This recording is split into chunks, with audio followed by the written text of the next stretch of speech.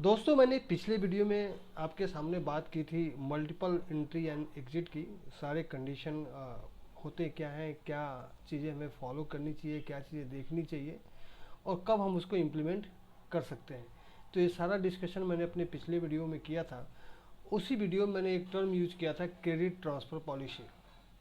क्योंकि जब बच्चा कहीं से एग्जिट करता है और कहीं एंट्री लेता है तो उसका ये भी देखा जाता है कि उसने कितने क्रेडिट अर्न किए हैं। उसी के बेसिस पे सर्टिफिकेशन या डिप्लोमा या डिग्री भी अलॉट की जाती है।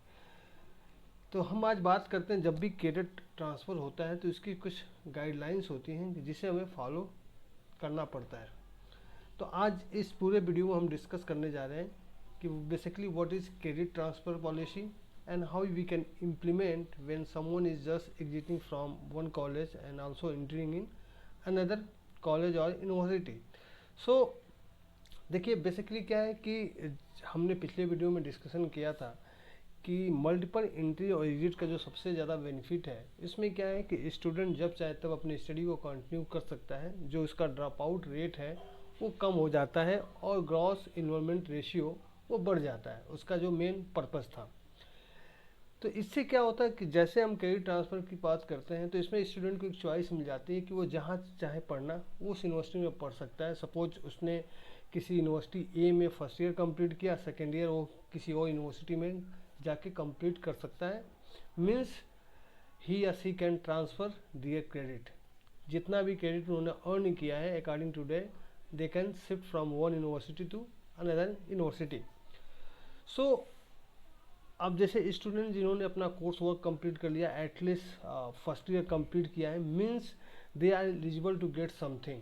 समथिंग मीन्स अगर उसने एक ईयर कंप्लीट किया तो डेफिनेटली उन्होंने कुछ क्रेडिट अर्न किया होगा और उस अर्न क्रेडिट के बेसिस पे या तो वो सर्टिफिकेट के लिए एलिजिबल होंगे, या तो डिप्लोमा के लिए एलिजिबल होंगे, या तो डिग्री के लिए एलिजिबल होंगे। डिपेंड करता है कि ड्यूरेशन कितना कंप्लीट किया। जैसे फर्स्ट ईयर किसी ने कंप्लीट किया है, मीन्स ही या सी इज एलिजिबल फॉर सर्टिफिकेट। अगर 2 ईयर कंप्लीट किया है तो डिप्लोमा के लिए, 3 ईयर किया है तो डिग्री के लिए एलिजिबल है।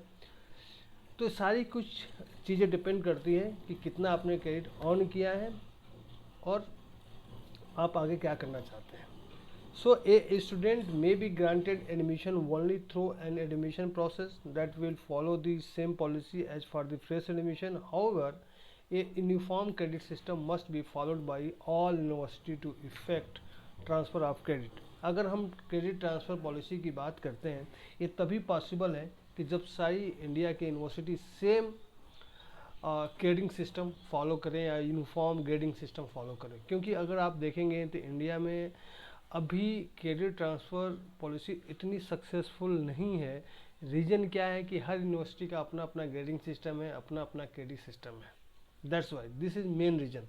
अगर सारी यूनिवर्सिटी का ग्रेडिंग सिस्टम एक हो जाए, क्रेडिट सिस्टम एक हो जाए, सारी चीज़ें एक हो जाए तो डेफिनेटली ईजिली कोई भी स्टूडेंट वन यूनिवर्सिटी से दूसरे यूनिवर्सिटी या वन इंस्टीट्यूशन से दूसरे इंस्टीट्यूशन में इजीली अपने आप को ट्रांसफ़र कर सकता है। क्योंकि अभी के केस में क्या है कि हो सकता है कोई स्टूडेंट किसी मार्क्स के बेसिस पर किसी यूनिवर्सिटी में 7 SGPA लिया है, हो सकता है वही मार्क्स किसी यूनिवर्सिटी में 6 हो या 8 हो सकता है, क्योंकि जो क्रेडिट या ग्रेडिंग सिस्टम है वो यूनिफॉर्म नहीं है। तो जो इसकी पहली रिक्वायरमेंट है क्रेडिट ट्रांसफ़र पॉलिसी की कि एक uniform credit system must be followed by all university. Okay, so credit transfer request can be submitted only after the student has been admitted in the concerned program and the following condition are met. अगर कोई भी student credit transfer policy के लिए apply करता है तो उसकी कुछ कंडीशन है कि जो मेट होनी चाहिए, मीन्स उसको फुलफिल करना चाहिए। पहला कंडीशन क्या है कि the course work has been completed at a UGC approved and accredited university through full time formal learning mode. Means offline learning mode में अगर बच्चे ने कंप्लीट किया है और कोर्स वर्क कंप्लीट वहीं से होना चाहिए कि वो इंस्टीट्यूशन या यूनिवर्सिटी यूजीसी अप्रूव्ड होनी चाहिए।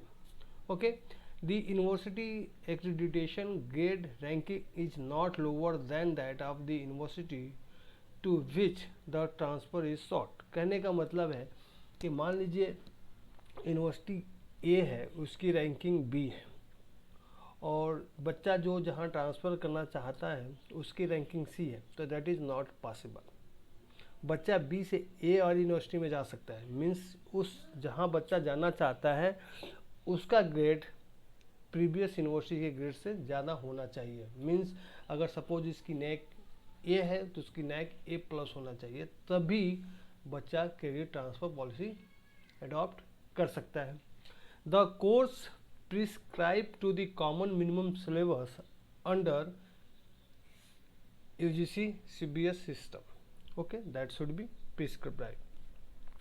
The later grade obtained in the course is B or better. अगर किसी स्टूडेंट ने स्कोर किया है C या D या D प्लस या C प्लस, वो एलिजिबल नहीं है to career transfer policy. Minimum जो ग्रेडिंग होनी चाहिए एटलीस्ट बी होनी चाहिए। मीन्स हियर हम एक ओवरऑल ग्रेडिंग सिस्टम की बात करें, ना कि पर्टिकुलर सब्जेक्ट की। मीन्स अगर 10 में से किसी ने 6.5 लाया तो हो सकता है उसका जो ग्रेडिंग वो बी हो, ओके, 5.5 लाया तो सी हो। अगर उसकी ग्रेडिंग बी है और बी से ज़्यादा है तभी वो ट्रांसफ़र कर सकता है। The number of credit to be transferred does not exceed the prescribe limit. Means यहाँ भी क्रेडिट का एक प्रिस्क्राइब लिमिट है, जो नंबर ऑफ क्रेडिट जो ट्रांसफ़र होने जा रहा है उस लिमिट से ज़्यादा नहीं होना चाहिए। तो देखिए, देखा जाए तो यहाँ पे 3-4 कंडीशन है जो फुलफिल किए जाना चाहिए। पहला, एक तो यूनिफॉर्म क्रेडिट सिस्टम होना चाहिए। Second, course work complete UGC approved institution से होना चाहिए। और जिस भी यूनिवर्सिटी में बच्चा ट्रांसफ़र करना चाहता है उसकी ग्रेडिंग या ranking must be good compare to previous university या institution. The course should be prescribed to common minimum syllabus as per the UGC or CBSE system guideline. The later grade obtained in the courses should be B or better than B. The number of credit to be transferred does not exceed the prescribed limit. Now, the program in question must have similar credit system.